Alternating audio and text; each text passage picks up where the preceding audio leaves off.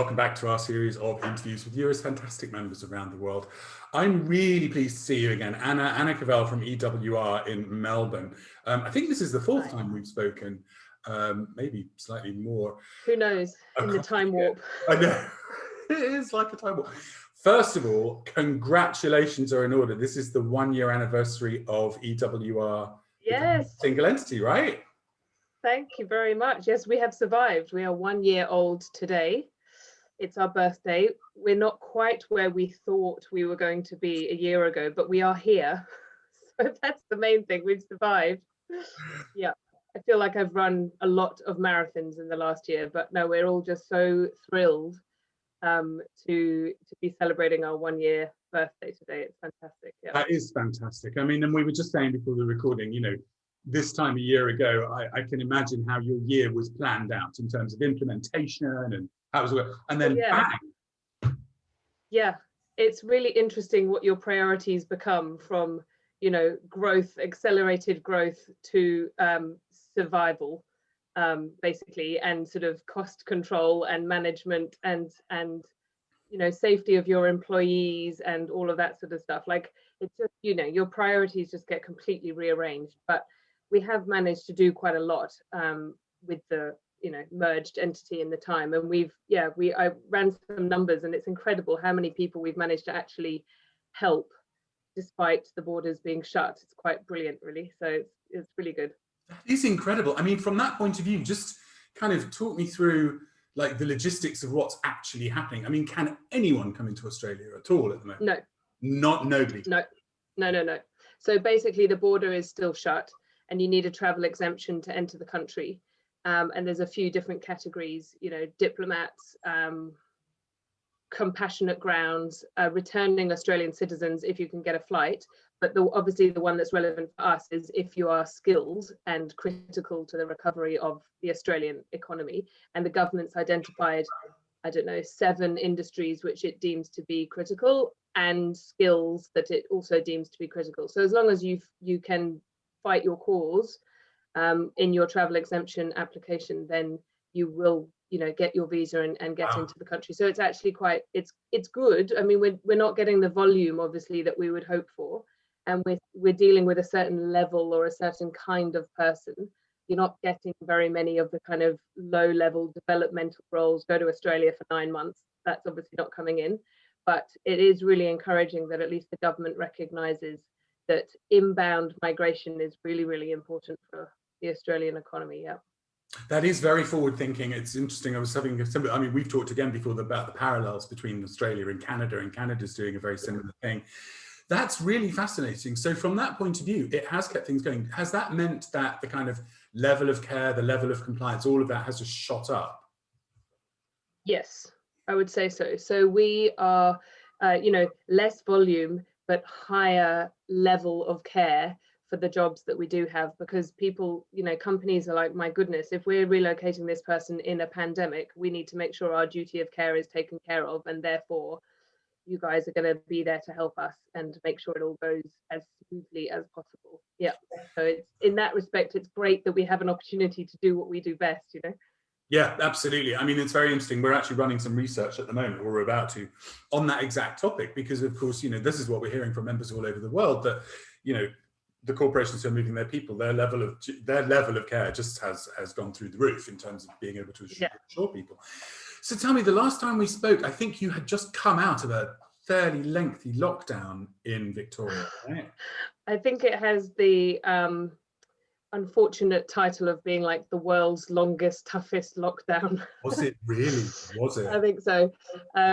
Yeah, so we came out of that, and then we've had a very relatively free summer, but lots and lots of internal rapid changes and closing of domestic borders at the drop of a hat, which has made making plans really hard and relocating really hard, and endless sort of changes and amendments and things like that. But now that we have the vaccine rollout just started last week, I think Australia's taken its time in that respect, really. But I guess we haven't needed it as much as other countries. So now we have that happening. I think there's more of a push to, okay, none of this cracking down on border changes. Let's try and keep everything as open as possible. So we've been open, and then, but Australia's gone for this sort of basically an elimination tactic. You know, you have an outcrop of a few cases as a result of hotel quarantine, and we have a snap lockdown for 5 days, stamp it out, do 40,000 tests a day, work out where everybody is, do the contact tracing, and then we're free again. That's very much the kind of modus operandi that they've gone with for quite some time. Well, at least, you know, in the last 4 or 5 months. So it's been quite effective, I'd say. And are people generally supportive of that approach? Yes, I think because it works, and they think, okay, short-term pain, long-term gain, then we can get back to freedom, and it's very decisive, consistent approach. So I think so, but obviously there are those that think it's disproportionate heavy-handedness for the number that we're dealing with. I mean, Australia has not yet had, it's had under 29,000 cases, full stop. Wow. So I think it's a mixture of luck and location as to why it's happened so well, plus also good management. But yeah, so it's just a completely different mindset, completely different approach. Yeah. It really is. I mean, it's so different to what's going on. But this is what's so interesting about, you know, talking to our members all over the world, the different approaches that have taken place. I mean, I was talking to Maria at the beginning of this in Dubai, and she was saying, you know, they just snapped down on it really, really, really hard. And then, of course, there was a big outbreak when the airport reopened. And so at the moment, there's no travel apart from, as you say, you know, people returning and people coming in on very skilled visas. Is there any sign of when this will change? Are you getting, is it down to vaccines? Is it? Well, so we have passenger travel caps at each of the main airports, I think, and Sydney has the highest, which is, I think, I can't remember now, I think 500 a day is into Sydney. They have the highest volume. Melbourne has temporarily suspended it because we had a 5-day lockdown. I don't think it's been re-implemented. So it's really not sufficient numbers coming in. Definitely not tourists, definitely no international students, no freedom of travel in that respect. And Alan Joyce, who is the chief executive of Qantas, has just pushed back the making bookings for their flights from July to October. So I don't know whether he has a hotline to the Prime Minister or what, but so I think October we're looking like having some more freedom, which I think tallies with when they hope to have the majority of the population vaccinated. Yeah, I mean, that's quite similar to here in a way. I mean, what's so interesting is that, you know, in a way, as we in the UK are going through this very successful, very high volume vaccination program, we can sort of see how Britain is becoming more like Australia has been right from the start. You know, we now have the hotel quarantine. There's very strict rules now about people coming in and out of the country. So it's just so odd how this has happened in reverse almost. Yes. And I think, though, that, I mean, yes, like the population of Australia is incredibly lucky. We're basically free. We can, you know, everything's open. We can do what we want. And that's great. But it's not great if you work in international relocation. Exactly. Because it really makes doing your job quite hard. Or if you're in tourism or obviously aviation or hospitality, you know, there's those sectors that this hard border closure, the length at which it's going on for is really impacting. And I don't think that relocation has quite the spotlight on it that other industries do, but hey ho. I mean, that's interesting because here in the UK, I know Tad's been working, I've said to you before, with the lobby group, a parliamentary lobby group, to actually raise the profile of this and the contribution to the economy. So hopefully if we get any results on that, we'll pass them to you. You can send them to the government. But it's fascinating from the point of view that, you know, again, a country like Australia, which is, you know, has a very big, you know, immigrant population, those people as well, you haven't been able to see your family. No, I know, it's such a shame. And so it's those sort of long-term sort of impacts, you know, those personal impacts on a family by family basis. Everybody's got their own story, everybody's got their own situation, their own reasons, their own, you know, backgrounds and things. And it's just, in that respect, it's quite sad. It's a real shame. But on the day-to-day, we're all sort of going along, you know, house prices are through the roof. Are they really? Economies, yeah, and the jobless rate is better than they thought it was going to be, and so in these sort of economic areas, everybody thinks we're doing quite well, but our JobKeeper subsidy is about to finish at the end of March. So that will be interesting to see what the fallout is after that. They just announced today they're going to extend the system here for a few more months. I think they're really, really keen that the lockdown stays in place until the road, there's a roadmap of dates. And when that was announced last week, everyone went, June? Seriously? But there we go. Gotta do what we gotta do. There's a light, there's a glimmer of light at the end of the tunnel.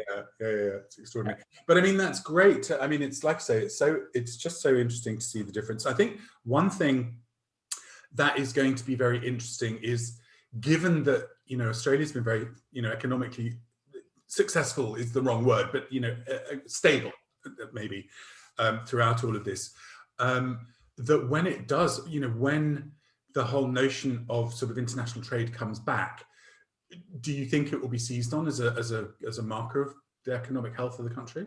Yes, definitely. And I think Australia is a very desirable location to relocate to at the moment. We're getting really quite a lot of interest. Are you? Great. And initiations and inquiries. I think everybody's like, yeah, we'll go there. Seems to be okay over there. Sunshine, stable. Absolutely. Yeah, quite. I think so. So yeah, I hope so. I think there's we just sort of get on with it over down here, and there's so much opportunity to be had, and whether it's in renewables or tech or whatever. There's a lot of optimism, I think. So yeah, I'm really hopeful that it's going to come to fruition. We just need to get a bit more freedom of movement. That's the only thing.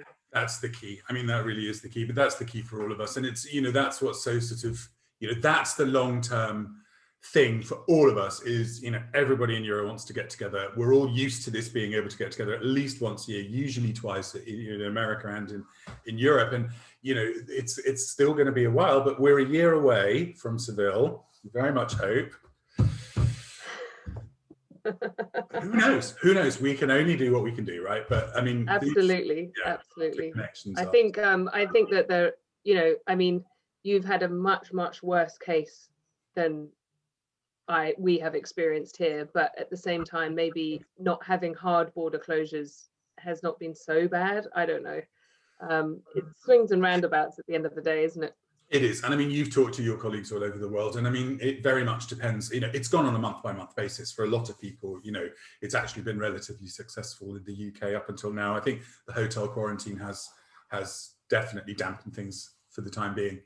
I'm sure. Hopefully that won't be in place. And plus it costs such a lot of money. Yeah. And, flights are very hard to come by for us here. We booked flights for a family, $100,000 one way from the US to Sydney. Yeah. For a family of 5.